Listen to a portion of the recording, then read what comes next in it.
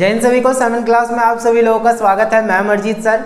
देखिए आज की वीडियो के अंदर हम लोग इंग्लिश का जो हमारा इसमें टोटल मैंने 6 चैप्टर करवा दिए थे आप लोगों को। आज मैं चैप्टर नंबर 7 करवाने वाला हूं जिसका नाम है रीडिंग विद अंडरस्टैंडिंग। ठीक है, जिन्होंने इससे पहले वाली वीडियोस नहीं देखी वो चैनल की प्लेलिस्ट में जाकर जरूर देख लें। ठीक है, आज की वीडियो के अंदर हम लोग जो पढ़ने वाले हैं चैप्टर रीडिंग विद अंडरस्टैंडिंग। तो ये रीडिंग विद अंडरस्टैंडिंग है क्या? इस चैप्टर का तो कोई नाम नहीं है, यानी कि इसमें आपको पैसेज समझने होंगे।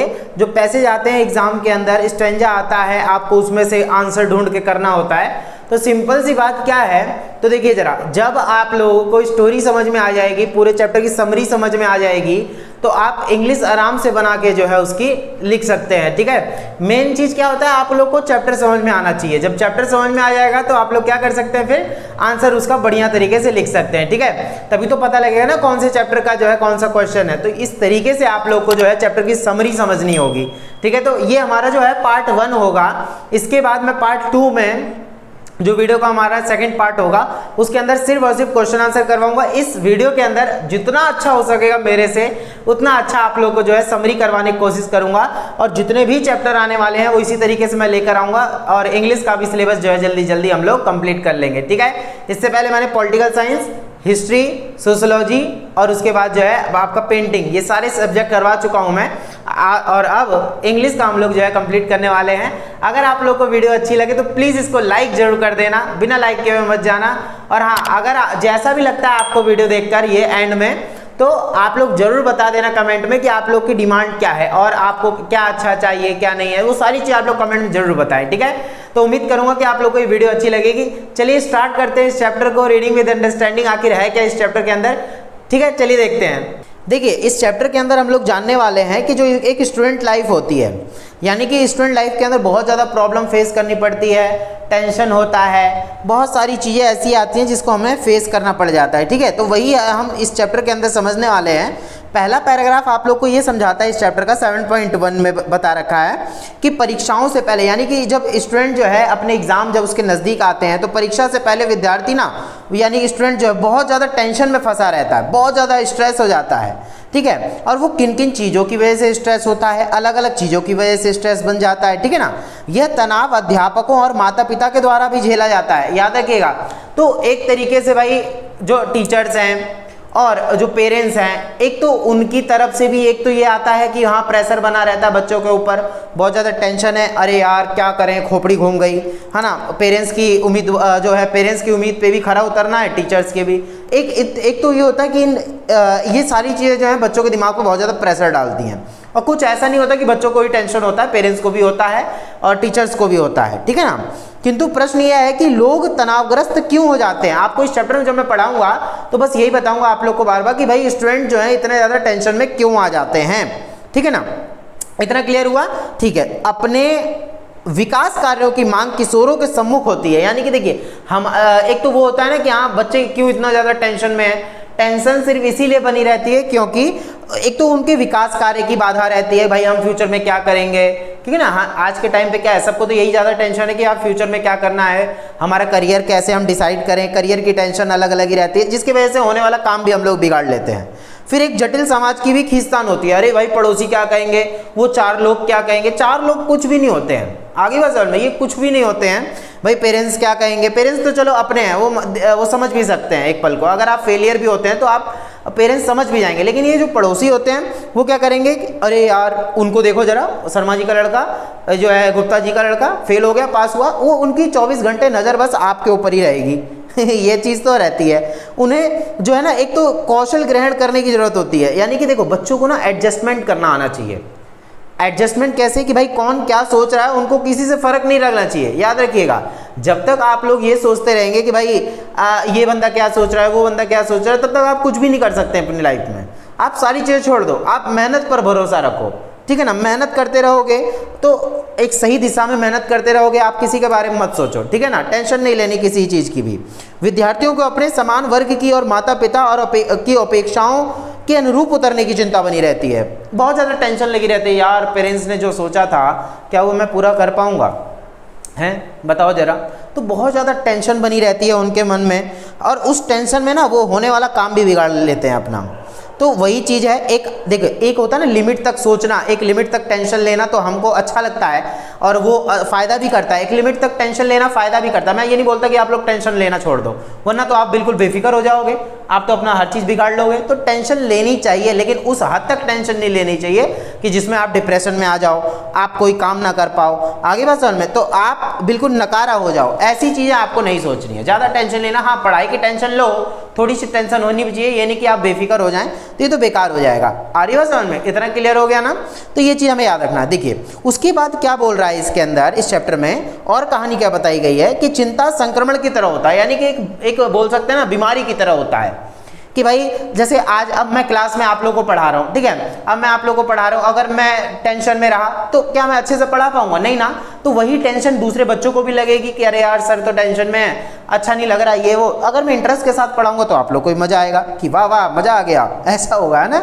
देखिए तो एक तनावग्रस्त किशोर हर चीज़ की जो है आकस्मिक लेता है, हर चीज़ को इमरजेंसी के तौर पर लेना लग जाता है। तनाव पहचान बनाने की मुश्किल और कैरियर उन्मुक्त जो है फैसलों को लेने की ज़रूरत पैदा करती है। यानी कि क्या होगा कि भाई आपके अंदर टेंशन क्यों आई कि भाई करियर के अंदर, करियर कैसा होगा, कैसे बनाएं अपना करियर, है ना, बहुत ज़्यादा मुश्किल हो रही है। फ्यूचर सोच सोच के आप लोग बहुत ज़्यादा टेंशन में पड़े रहते हैं। माता पिता से बातचीत करने की जो है क्षमता भी तनाव के स्तर को बढ़ाने में एक बड़ी भूमिका जो है अदा करती है कि हम लोग पेरेंट्स से बात ही नहीं करते। अब होता क्या है कि देखिए पेरेंट्स से जब बात ही नहीं करेंगे तो सोचने वाली बात है। देखिए घर में कौन होते हैं? हमारे पेरेंट्स हैं। अब पेरेंट्स से जब तक बातचीत नहीं करोगे तब तक होगा क्या? आप अपने टेंशन में बिल्कुल रोए जा रहे हो, तड़पे जा रहे हो, अरे यार मेरा क्या होगा, ये मैं कैसे पास कर पाऊंगा। ये सारी चीज़ें आप लोग ये सारी चीज़ें दिमाग से निकालें। सबसे पहले तो फेलियर का डर अपने दिमाग से निकालो कि यार फेल हो जाऊंगा तो ये हो जाएगा। पहले आप उस चीज़ में पार्टिसिपेट करने की कोशिश तो करो, तो बाद में सोचना ना वो सारी चीज़ें फालतू की। सोचना भी क्यों, एक बार अटेम्प्ट तो करो। भाई हमारे यहाँ ऐसे ऐसे लोग रहे हैं, अभी एग्जांपल दूंगा मैं आप लोग को, ऐसे ऐसे लोग रहे हैं जो 100 बार फेल हुए हैं एक चीज़ में, कई बार फेल हुए हैं। आ रही बात समझ में? तो क्या इन लोगों ने अपनी सारी चीज़ छोड़ दी? जैसे आइंस्टाइन की बात करते हैं हम लोग, ठीक है, और ऐसे बहुत सारे लोग रहे हैं। मान लीजिए कि अब इन्होंने क्या फेलियर से अपने हर चीज़ छोड़ दिया? नहीं ना, कोशिशें की थी इन्होंने, ठीक है, लेकिन वही चीज़ रहती है कि आप लोग कोशिश ही नहीं करना चाहते हो। कोशिश तो करो, बाद में सोचना है, फल की चिंता कौन करता है। पहले तो आप लोग वो काम करना शुरू कर दो, ठीक है। अपने पेरेंट्स से बात करो। इस लाइन के अंदर यही बोला गया था कि आप लोग अपने पेरेंट्स से बात करें। अगर कोई दिक्कत होती है तो सॉल्यूशन बताएंगे ना, अपने मन में ही रखना, खोपड़ी में बैठाए रखना तो बहुत ज़्यादा टेंशन हो जाती है। उसके बाद बता रहा है अच्छी स्मरण शक्ति एक अच्छे मस्तिष्क पर निर्भर करती है। देखिए अगर आप लोग को अच्छी याददाश्त रखनी है, अपनी अच्छा करना है लाइफ के अंदर, तो सबसे पहले आप लोग को खाने पीने पर भी ध्यान देना होगा। ये नहीं कि भाई बाहरी चीज़ों से वो हो जाएगा, मन मस्तिष्क शांत हो जाएगा, नहीं, खाने पीने की भी मेन चीज़ होती है, ठीक है। आप देखिए जरा, आप लोग ऑयली फूड खाते जा रहे हैं दिन भर, सुबह उठे ऑयली, रात को ऑयली, दिन भर ऑयली, दिमाग खराब हो जाएगा आपका, आप कोई काम नहीं कर सकते फिर वहाँ पे। अरे बस समझ में? तो ये चीज़ याद रखना है आपको। क्या चाहिए? दिमाग को ऑक्सीजन, ग्लूकोज, कैल्शियम, लौह यानी आयरन जैसे तत्वों की अच्छी आपूर्ति की जरूरत पड़ती है। जब आप ये सारी चीज़ें करोगे ना, अच्छे तरीके से खाना पीना खाओगे, तो क्या होगा, आपके दिमाग के अंदर, मस्तिष्क के अंदर ग्लूकोज, कैल्शियम, आयरन, ऑक्सीजन, इन सारी चीज़ों की कमी कभी होगी ही नहीं, तो आप अच्छा सोच सकते हो। फिर आ रही है बात समझ में? तो फिर क्या होता है कि पढ़ते हुए हमें एक अच्छे हवादार स्थान पर बैठना चाहिए। दूध, पनीर, अखरोट, हरी पत्तेदार सब्जियां खाओ भाई, अच्छी खुराक रखो अपनी। जब अच्छी खुराक रखोगे जब कुछ अच्छा खाओगे जब तो अच्छा सोचोगे, और टाइम पे उठना भी जरूरी होता है। अभी मैं आप लोगों को बताता हूँ क्या क्या चीज़ें हैं। नाश्ता सबसे प्रमुख होता है, याद रखिएगा। अंतर नाश्ता जो होता है कभी भी नहीं छोड़ना चाहिए। फलों और सब्जियों से युक्त रेशेदार भोजन तनाव को कम करते हैं। अगर मैं बोलूं कि भाई हमें अच्छा खाने को मिले, सुबह आप लोग अच्छा नाश्ता करो, क्योंकि नाश्ता ही हमारा मेन फूड होता है। अगर हम बासी खाना खा लें, मान लीजिए बासी खाना खा के स्कूल चले गए, रात का खाना खा के बहुत सारे बच्चे करते भी हैं, है ना, रोटी में लगा दिया नमक और तेल और चबा गए, खा गए, और ये क्या होता है भाई? ऐसी चीज़ें नहीं होनी चाहिए। यहाँ पे क्या होना चाहिए कि आपको अच्छा खाना खाना चाहिए। जब अच्छा खाना खाओगे जब तो ग्लूकोज, कैल्शियम और आपका जो है ऑक्सीजन चाहिए, भाई दिमाग के लिए ऑक्सीजन चाहिए, तो अच्छी अच्छी चीज़ें खाओगे जब तो दिमाग चलेगा, है ना। तो ये चीज़ें आप कुछ चीज़ें अवॉइड भी करनी पड़ेंगी, ऑयली वगैरह जो ज़्यादा भर भर के खाते हैं वो चीज़ नहीं होना चाहिए। हाँ, एक लिमिट में करो वो अच्छा है, ठीक है। तो हमारे दिमाग को अच्छी चीज़ें सोच विचार करने के लिए क्या क्या चीज़ चाहिए? आपको अच्छा खाना पड़ेगा। आगे बात समझ में? जब आप पढ़ते हैं तो आप एक हवादार स्थान पर पढ़ें, जहां अच्छे से जो है एक खुशबू हो, एक हवादार स्थान हो, जैसे एक वेंटिलेटेड एरिया हो जहां आप लोग अच्छे से पढ़ लिख सकें। आगे बस समझ में, ये नहीं कि हाँ शोर है, ये है वो है, नहीं पढ़ पाओगे आप। ठीक है, इस चैप्टर के अंदर इतना बोला गया है। और क्या चीजें बोली गई जरा वो देखिए। देखो, अच्छी तरह से अगर ध्यान केंद्रित करना है ना, तो आप लोग क्या कर रहे हैं, याददाश्त अच्छी करने के लिए आपको खाने पीने पे ध्यान देना पड़ेगा। जो पढ़ा है उसे याद करने के लिए सक्षम होना चाहिए, यानी कि आप अच्छा खाओगे जब ही तो याद रहेगा ना। क्यों बोलते हैं बादाम खाना चाहिए, ड्राई फ्रूट्स खाने चाहिए, अच्छा भोजन करना चाहिए, इसीलिए ना, ताकि आपका दिमाग अच्छे से काम कर सके। वरना आप लोग फालतू की चीज़ें सोचते रहोगे दिन भर ये चीज़ हुई ना होनी चाहिए। तो बल्कि उत्तर देने की प्रक्रिया भी समान रूप से जरूरी है भाई, बहुत अच्छा होता है। आप सिर्फ प्रश्न ही मत याद करो, उत्तर देने का स्किल, यानी कि आप कैसे किसी को समझा सकते हैं, अच्छे से अच्छा कैसे समझा सकते हैं, ये फ्रेश माइंड से ही आपको समझ में आएगा। याद रखिएगा, तनाव व डर से एक दिमागी रुकावट खड़ी हो जाती है। आप कोई भी काम नहीं कर सकते अगर आपको टेंशन है तो, क्योंकि ये याद करने पर बुरा असर डालती हैं। सबसे ज़्यादा बेकार चीज़ क्या हो जाती है, जैसे टीवी देखने की जो है शैक्षणिक प्रदर्शन पर असर बहुत ज़्यादा गंदा पड़ता है। अब जैसे आप दिन भर टीवी देखते हो, आप पढ़ लिख पाओगे वहाँ पे? नहीं। अब टीवी में देख के आ गए, एक ऐसा सीरियल देख कर आ गए जिसमें रोना धोना चल रहा था, अब आप पढ़ने के टाइम पे याद कर रहे हो, यार कल क्या होगा, यार उसकी सांस तो उसको जान से मार देगी, उसकी बहू उसको जहर दे देगी, ऐसा होगा, तो पढ़ने में मन लगेगा? बिल्कुल भी नहीं लगेगा। लड़के हैं टीवी देख रहे हैं, उसमें कोई वैसी वाली मूवी देख ली जिसमें लड़ाई झगड़ा ज़्यादा है, पढ़ने में मन ही नहीं लग रहा, अलग ही जो है गुंडागर्दी करने का मन कर रहा है सब चीज़ छोड़ देते हैं। यह हमारे पढ़ने के समय को खा जाता है। टेलीविज़न तो सबसे ज़्यादा खाता है, पढ़ने वाले बच्चों को तो इनसे दूर ही रहना चाहिए। समय को खाली और भरा हुआ समय में बांट दो।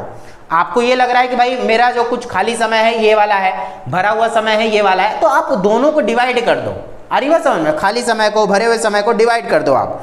नहाने का समय अलग होना चाहिए, और खाने का, सोने का, कपड़े पहनने का समय, है ना, समय, यह सारा समय हमारा भरा हुआ टाइम है। इनकी जगह पे आप कुछ और तो नहीं कर सकते, ये चीज़ याद रखना है। और लेकिन कुछ खाली समय होता है, जैसे आप फ़ोन चला रहे हो, फालतू का फ़ोन चला रहे हो, टाइम पास कर रहे हो फ़ोन में, टेलीविज़न देख रहे हो, फालतू में टाइम पास कर रहे हो, उन जगहों पर आप कुछ अलग चीज़ करें जो आपको फ़ायदा दे।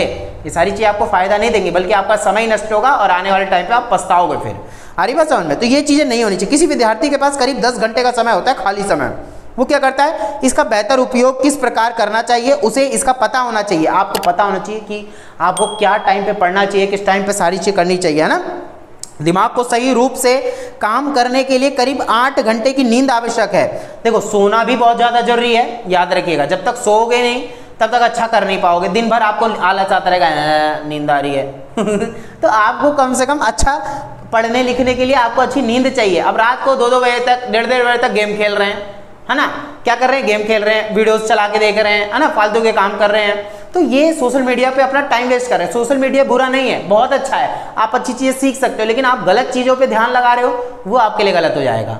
ठीक है, तो ये चीज़ें हैं। तो आपको अच्छी नींद भी चाहिए और हमें सदा सकारात्मक बने रहना चाहिए, इससे तनाव को जो है घटाने में मदद मिलती है। आ रही बात समझ में? तो क्या देखिए, करना क्या है आप लोग को, तो सिंपल सा कि आपको जो ये फालतू का जो क्या करते हैं हम लोग, फ़ोन में टाइम बिता रहे हैं, फालतू की चीज़ें कर रहे हैं, और कुछ भी नहीं मिलता तो हम क्या करते हैं, उल्टी सीधी काम करने शुरू कर देंगे, उससे बात करना शुरू कर देंगे, इससे, है ना, अलग अलग सोशल मीडिया पर जो है बिल्कुल बिजी हो जाते हैं हम। ये चीज़ होनी ही नहीं चाहिए भाई, है ना। देखिए, इसका पॉजिटिव यूज़ भी है, नेगेटिव यूज़ भी है, तो ज़्यादातर लोग नेगेटिव में फंसे हुए हैं। अरे बस समझ में, नेगेटिव यूजेस ज़्यादा कर रहे हैं लोग। तो आपको अपना मन मस्तिष्क शांत रखने के लिए आपको एक अच्छा खान पीन होना चाहिए, एक्सरसाइज वगैरह के बारे में भी बताऊंगा क्या करना चाहिए, है ना। दिमागी तौर पर आप शांत रहें, इससे क्या होगा, आपका पढ़ना लिखना अच्छा हो जाएगा, आप फ्यूचर के बारे में अच्छा सोच सकते हैं, है ना। खाली टाइम में आप वेस्ट मत करो अपना टाइम, वो जो खाली समय मिला हुआ है आप लोग को, उसको किसी अच्छी चीज़ में यूटिलाइज करो। आ रही बात समझ में? आप लोग कसरत करो भाई, जिम जाओ, बॉडी वगैरह बनाओ, कुछ फायदा तो देगा, कम से कम कुछ नहीं तो कुछ तो मिलेगा आप लोग को, है ना। तो अच्छी जगह दिमाग केंद्रित करो। आगे बात समझ में? चलिए आगे देखते हैं और क्या क्या चीजें हैं इसके अंदर, है ना। चलिए, इसी में 7.2 में दे रखा है, तनाव से निपटने के लिए समय का सही प्रबंध जरूरी होता है। याद रखिएगा, किए जाने वाले कार्यों को अलग लिख लो, और जो गैर जरूरी कार्य हैं, जैसे उतना ज्यादा जरूरी नहीं है, उसको अलग लिख लो। आ रही बात समझ में? तो समय के साथ साथ बदलते भी रहना चाहिए, यानी कि आप लोग वैसे ही बने रहे हो, जैसे पहले थे अभी भी वैसे नहीं, समय के साथ साथ बदलो, क्योंकि समय बदलता है, आपको भी बदलना पड़ेगा, थोड़ा मोड़ा चेंजेस तो करने ही पड़ेंगे। कामों को 3 वर्गों में बांट लेना चाहिए, जरूरी काम, जरूरी और रोजमर्रा वाले कार्य। आपको जो ज़्यादा इंपॉर्टेंट चीज़ें हैं जो आपको करना ही करना है, उसको तो लिखो ही, है ना, लिख लो बिल्कुल अच्छे तरीके से भाई। क्योंकि आपको काम करना ही है। हर वर्ग के कार्य के लिए एक उचित समय होना चाहिए। किए जाने वाले कार्यों की एक डायरी बना लो। क्या करो आप, डायरी बना लो, और डायरी के हिसाब से क्या करो आप, काम करना शुरू करो। जो बहुत ज़्यादा जरूरी है, जैसे नहाना, खाना पीना, ये सब आप छोड़ तो नहीं सकते, सोना होना, इसके लिए आप अलग टाइम लिख लो, ठीक है। और जो आप खाली समय में काम करते हो उसकी जगह आप थोड़ा चेंजेस करके जो है दूसरे कार्य के लिए जो है अपना टाइम बना लो। ये सारी चीज़ें होनी जरूरी है भाई। अब आपकी ज़िंदगी है, आप लोग नहीं सोचोगे तो कौन सोचेगा? सोचने वाली बात है भाई। पड़ोसी आके बताएंगे क्या कि ओ इधर आओ आप ये काम करो? नहीं, वो तो आपकी खोपड़ी खा जाएंगे, है ना। तो उन लोगों पर भरोसा छोड़ दो, आप अपने दम पर जियो।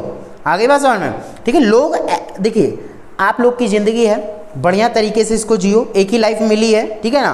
पेरेंट्स के साथ, परिवार के साथ अपनी जो आपकी लाइफ है उसको और अच्छा कैसे बनाया जाए ये सोचा करो, ठीक है। फालतू काम करना बंद कर दो, लड़ाई झगड़ा दंगा फसाद करना ये सब गंदी चीज़ें हैं, हटाओ, अच्छा करो, है ना, ताकि लोग आपको याद रखें। तो अच्छा करने के लिए आपको व्यायाम करना पड़ेगा ये भी एक बहुत ज़रूरी चीज़ है। व्यायाम अच्छी नींद दिलाता है, कसरत करोगे तो भाई नींद भी अच्छी आएगी। अब जो खाली दिन भर पड़ा रहता है, दिन भर बिस्तर पे पड़ा हुआ है, उसको नींद आएगी क्या? नहीं आएगी। अब नींद अच्छी नहीं आएगी तो दिमाग भी काम नहीं करेगा, फालतू काम में मन लगाएगा। अब कसरत करता है, पढ़ता लिखता है बढ़िया से, उसको नींद भी अच्छी आएगी फिर, है ना। तो ये चीज़ होती है। तो एरोबिक्स करो, जॉगिंग करो, और उछलो कूदो, नाचो खेलो कूदो, हैं, ये सारी चीज़ें करो। छोटे छोटे जो है फासले हमें पैदल ही, अब ये नहीं होना चाहिए कि भाई छोटे थोड़ी दूरी पर जाना है, चलो हम तो ये क्या नाम है बाइक ले लेते हैं, स्कूटी ले लेते हैं ना, चल देते हैं। नहीं, पैदल जाओ, छोटी छोटी जगहों पर पैदल चलना चाहिए। यात्रा बहुत तनाव भरी होती है, ठीक है। देखो, अब बस में सफ़र कर रहे हैं तो बस में सफ़र करते करते जो है आप लोग ये वाला एक्सरसाइज करना शुरू कर दो। बस में बैठे हो, इस तरीके की एक्सरसाइज शुरू कर दो, क्या दिक्कत है?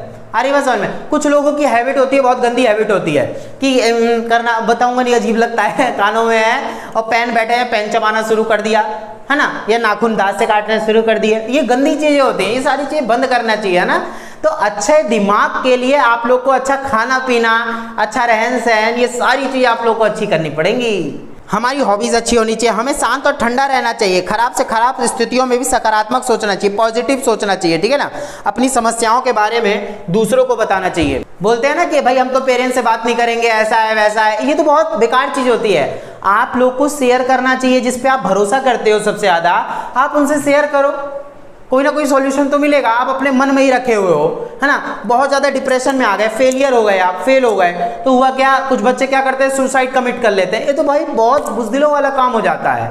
अरे बस में हिम्मत क्यों हारनी, एक बात बताओ, पर क्या एक बात बताओ, एक बार फेल होने से क्या हो जाएगा? दोबारा चांस तो मिलता है ना। तो अब कोई बंदा IAS बनना चाहता है, फर्स्ट अटेम्प्ट में नहीं क्लियर कर पाया, सेकंड अटेम्प्ट में कर लेगा, अब सेकंड में भी नहीं कर पाया, थर्ड में कर लेगा, भाई थर्ड में तो कर ही लेगा बढ़िया तरीके से। तो क्या वो पहली दफा ही हार मान के छोड़ देगा सब कुछ? नहीं ना, आप लोग को हार नहीं माननी है, दम लगा के पढ़ो। एक ही लाइफ है, इसी लाइफ में हर चीज करनी है, कितनी भी मेहनत करनी क्यों ना पड़ जाए, लेकिन करो। क्योंकि बाद में ये ना हो कि हाँ तुमने मेहनत नहीं करी, करो मेहनत, दबा के मेहनत करो, कि बाद में ये हो कि अरे ओ मेहनत करी थी मैंने, अब नहीं हो पाया तो अब क्या करा, लेकिन मैंने दूसरी चीज चूज करी और उसमें आगे बढ़ा मैं। ऐसा नहीं है कि पहली दफा ही सफलता मिल जाए, नहीं। अगर सफलता पहली बार ही मिल जाती तो आज कोई अमीर क्यों होता? सिर्फ सोचने वाली बात है। लोग आज जो इतने पैसे वाले हुए हैं, इतने ज़्यादा आगे पहुंचे हैं, तो वो इसी वजह से हुआ ना कि हाँ उन्होंने मेहनत करी, फेलियर आया, उससे सीखे, तब जाकर आगे बढ़े। डायरेक्ट कोई नहीं अमीर बना है, डायरेक्ट कोई पैसे वाला नहीं बना है, सबने रिस्क लिया, सबने मेहनत करी, सबने फेलियर देखे।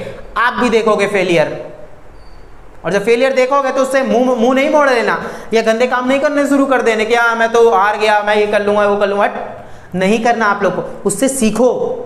एक बार फेल हो गए, सीखो मैंने क्या गलती करी थी, दूसरी बार करो मेहनत, नहीं हो पाया तीसरी बार जो है अटेम्प्ट करो, और उस चीज़ को आप लोग पास कर ही लोगे। आई होप सबको ये चैप्टर समझ में आया होगा। इस चैप्टर के अंदर आप लोग को पैसेज पूछे जाएंगे एग्जाम के अंदर। अगली वाली जो सेकंड पार्ट लाऊंगा मैं, उसमें आप लोग को सिर्फ और सिर्फ क्वेश्चन आंसर करवाऊंगा इस चैप्टर के। अगर ये वीडियो आप लोग को अच्छी लगी हो तभी मैं सेकंड वीडियो बनाऊंगा, सेकंड पार्ट बनाऊंगा। आप लोग कमेंट में जरूर बता देना कि आप लोग को वीडियो कैसी लगी। अगर मेरी वीडियोस आप लोग को अच्छी लगती है, 7th क्लास की वीडियो आप लोग को अच्छी लगती है, तो प्लीज़ इसको सपोर्ट करना है, ज़्यादा से ज़्यादा सपोर्ट करना है। अभी बहुत आगे तक जाना है, मैंने आप लोग को बहुत बार बोला है। जितना हो सकेगा मेरे से मैं बेहतर करने की कोशिश करूंगा, लेकिन आप लोग सपोर्ट जरूर करें, ठीक है, जिससे पढ़ाने में मजा आए और अच्छे तरीके से मैं पढ़ा पाऊँ। तो सेकंड पार्ट के अंदर हम लोग मिलेंगे। आप लोग कमेंट में जरूर बता देना कि आप लोग की वीडियो कैसी लगी और सेकंड पार्ट चाहिए कि नहीं चाहिए, है ना। आप लोग जरूर बताएं, तभी मैं बनाऊंगा। और आने वाली जितनी वीडियोस होंगी इसी तरीके से मैं बनाऊंगा, अगर आप लोग को अच्छी लगी तो। ठीक है, तो आप लोग अपना कमेंट जरूर करें, और जिन्होंने चैनल को, तो आप लोग चैनल को सब्सक्राइब जरूर करें। ठीक है, वीडियो को लाइक जरूर कर देना, अपना प्यार 7 क्लास को भर भर के जरूर देते रहिएगा। ठीक है, तो मिलते हैं हम लोग नेक्स्ट वीडियो के अंदर, सेकंड पार्ट के अंदर क्वेश्चन आंसर जिसमें करवाऊंगा। जय हिंद, जय भारत।